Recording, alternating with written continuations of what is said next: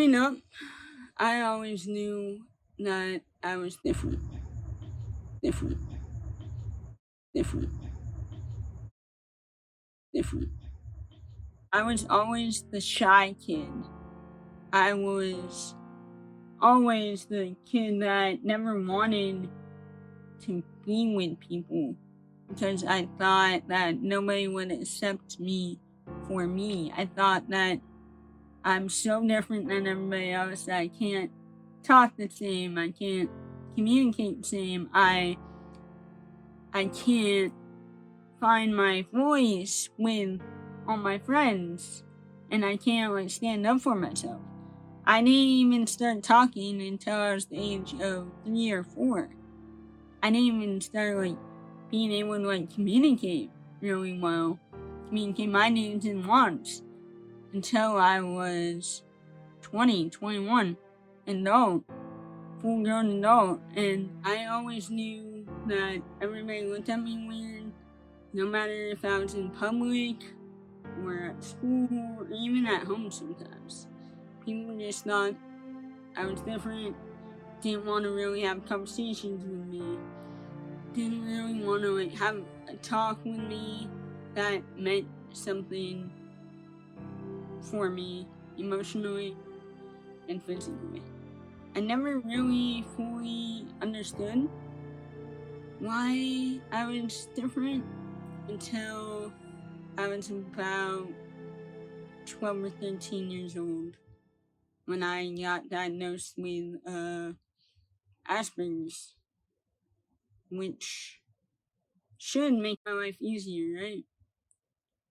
It made my life so much harder, harder for me than I ever expected it would. And the reason why it made my life so much harder is because I still didn't feel like myself.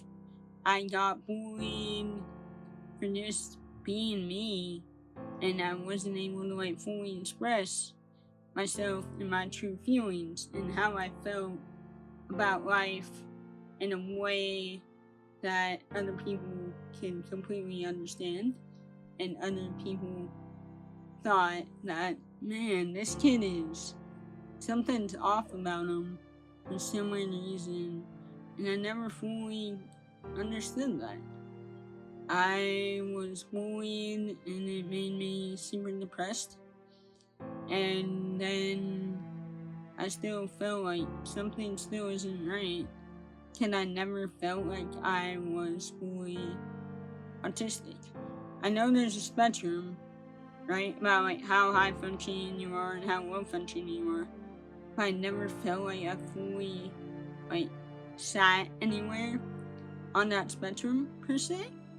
So it's always hard for me to like fully understand who I am as a person and who I want to be because of what I was taught and how like I saw other people on the spectrum act, and it just didn't like sit right or feel right with me. And then about when I was 13, 12 or 13, I started going to the summer camp called Breakthrough in Denver, Colorado. And it was such an amazing, incredible experience. I was able to like come out of my shell a bit. A lot of you don't know, but I a dancer. I love to dance. I love to do hip hop.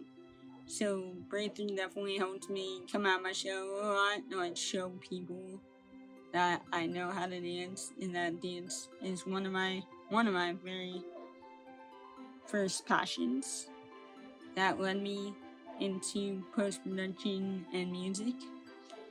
And so at Breakthrough, we had a talent show every year, every summer, and yeah, I danced every summer during talent show, and then I danced all throughout the summers there as well. It was so much fun.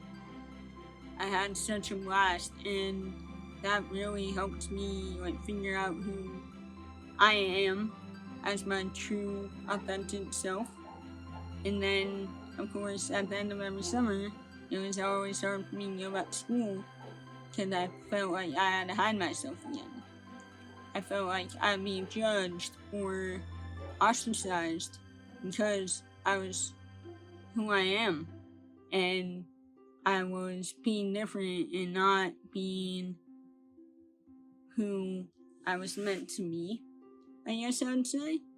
So it was always hard for me to be able to be myself, especially in school and especially around my family, because I never knew what they would think.